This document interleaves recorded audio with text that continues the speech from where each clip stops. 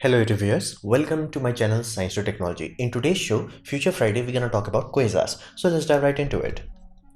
Now first, what we are talking about? We are talking about a very complex things in this universe. Basically, this universe have many things that we thoroughly understand, like as in at least roughly idea, like this is what it is, this is how it works, this is the driving force behind it, and there are some things that does not make any sense. This puppy is in that category. It does not make any sense. Now it is bright. Now it is a bright object. Now that's common thing. There are many things that are bright. However, this puppy is bright in almost entirety of electromagnetic spectrum. For example, we utilized radio telescope and it was bright. Then we utilize optical telescope, we can still see this. Then we utilize X-ray telescope, we could still see the damn thing. It's like, dude, it's bright in whole spectrum, so that means it's ludicrously bright, like for what it is. And radio telescopes were the first clue how powerful these things are. So you have to understand, this is a big powerful thing that is very bright. Now that created a problem. It's like, how the heck something tiny would have this kind of power? Because again, we were utilizing telescopes, so we knew this is a tiny thing. How the heck it has this kind of oomph behind it? So then the conclusion was drawn that it has to be a black hole, because that's the only thing that has that kind of density. And on top of that, it cannot be a normal basic bitch black hole. It has to be supermassive black hole. So that's the one idea. Then we started, and then we started to analyze all other galaxies, and it started to add up. The fact is, every galactic center, basically every galaxy is there, and then in the center there is a supermassive black hole. Now these things are ludicrously long-lived. So this is one thing you have to understand. Basically think of this way: stars and black holes, they are invert of each other. For example, a star, if it's big, it's not gonna live very long. However, a black hole, if it's big, it's gonna live very long. So basically it's like, 10 to the power 100 0 kind of thing. So that's one thing you have to understand. Now how the heck you can have a black hole that is that powerful and has that kind of sphere of influence? Well, there are several hypotheses. Some hypotheses are quite simple, where they are like, because these black holes, while they are in the center, but you will like, how the heck this puppy should be this bright? It's supposed to be the darkest black hole, supermassive black hole. The reality is, it's basically there are multiple stars that are orbiting this puppy. What if all of them collapsed onto it? So like, it will end up feeding it. So if you can feed a black hole, and if you are feeding it fast enough, it can start to grow, and the bigger it gets, the basically evaporation rates goes down, so it will start to remain in calm state for much longer, and more it can absorb. So it becomes a self-fulfilling loop, where it can grow and keep growing to supermassive black hole size. There are other hypotheses that, like in early early universe, where after Big Bang, giant clouds, basically giant nebula, quote unquote, collapsed. And generally this is a normal thing, things collapse and make into a star. However, if it was too big from beginning, it will collapse so fast that it will not go into stellar phase, it will directly end up in black hole phase. That could be one way of reaching a point where you can just have a super giant black hole, which might have a supernova or not. But be mindful, these are hypotheses. There are many more hypotheses about this. Like last time I checked, there are like 7 to 10 hypotheses about this. So but we know that there is a supermassive black hole. That part is known. That's the only thing that can have that kind of influence. Now we are talking about something bright, something that is brighter than the whole freaking galaxy. It's a Milky Way galaxy, and this one thing has more energy than that. How the heck that can happen? That happens during the feeding era. Basically, if the star is quote unquote active, which we call active galactic nuclei, then this puppy is talking about. That's why I specified the life of this is very critical, because from its point of view, it's like, oh dude, I ate in like, in the morning. That would be like 5 billion years ago. So when it's active, when it's actually feeding, basically it's being fed by multiple gas clouds, multiple basically stars, or like whole other neutron stars, black holes, or whatever have you, it's feeding it. That time it creates an accretion disk. Now how the heck you're gonna feed something this massive, which has not already cleared its old quote unquote galactic neighborhood? You generally collide with another galaxy. Like these are normal things. This happens in the universe, quote unquote. And we are also going to face this same fate, simply because Andromeda and Milky Way, they are in a collision course. So we're going to go like this. Now most stars, they will pass each other without any issue. They will have gravitational influence, but they will not do much.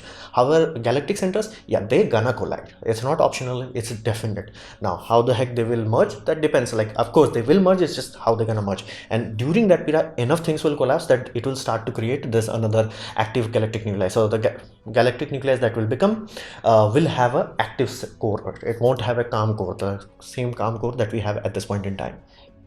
Now because of the amount of energy it consumes, like basically the accretion disk, it's ludicrously high. It's like the amount of speed those particles during particles those gain during falling into that accretion disk, it's high.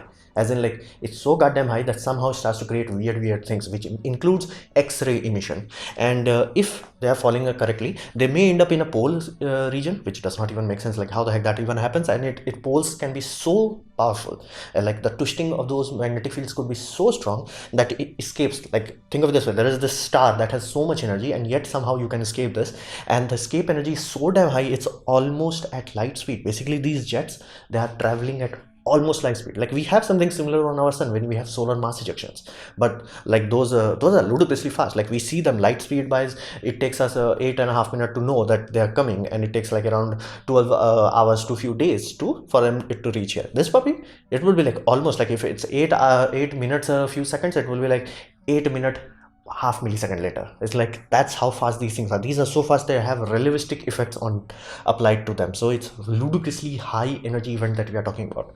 That's why it's classified as active galactic nuclei. Now at this moment when it's feeding, that point it's brighter than everything. That's why the age is so critical. It's not like oh it goes through phases. No, at that point when it's actually feeding, it's brighter than whole galaxy, and it is a temporary period. It's not something like it's gonna remain there forever. Now orientation of this thing, because of the high energy required and the fact that there is a disk and there are jets, basically poles of it, it has a very serious orientation bias towards us. Basically if you can see the pole side, basically if the pole is facing towards us and we can observe it directly, we'll call it blazars. Now these blazars are ludicrously bright because due to relativistic effect, it looks much brighter than it actually is. Now be mindful, we are very lucky, all the blazars that we are observing, they are not very close to us, because if it was very close, it will just poof, whole solar system. So be mindful, that's the whole point. The orientation matters. So not all quasars could be blazars, but all blazars are quasars, so to say.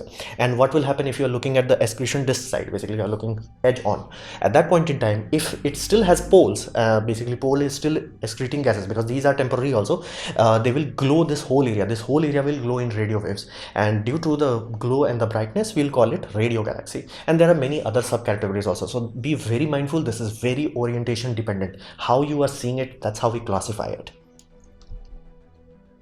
Now you have to understand, quasars is one of those things that like we are just unlocking it. It's like, oh now we can see it, oh now we can see this 10-20 of these, oh now we are seeing like it has this kind of mass range when supermassive black holes are considered, this kind of energy output we are talking about. So this is ludicrously variable system, where it has multiple variables and all of them are dynamic systems. So fundamentally we don't have enough information at this point in time. So we need a lot more data and a lot more research before we can be like, okay, like how we know about planets is like, we know this is a planet, we got this, like we got this. Stars, we got this. Even black holes we understand to a very large extent, but this puppy is on a whole different level, and it is complicated by the fact that it's a temporary phase of a supermassive black hole. So all those things considered, it's a very complicated puzzle. And there are very strong indication at this point in time that these things were very common, average in earlier universes. Basically when universe was very young, that supermassive gas giant that is collapsing directly into black hole was much more easier to achieve. And not to mention, early universe already had like supermassive stars, and those stars have much higher probability of becoming into black hole. Those black holes have much higher probability, just by sheer number of them, to collapse into each other and make these supermassive black holes, which created basically a center for the galaxies that formed afterwards. So these are very seriously basically crucial aspect of our universal evolution. However, way too many unknown at this point in time, way too many unknown. So this was my just a surface level rough presentation of quasars. I hope you liked it, learn from it. In that case, please click the like button, share it amongst your friends, that will help me a lot. If you didn't like it, didn't enjoy it, I urge you to press dislike, press it twice to show me extra disappointment. Please leave a comment because I try to reply to all of them. Subscribe, press the bell icon if you're free, and as always, thanks for watching.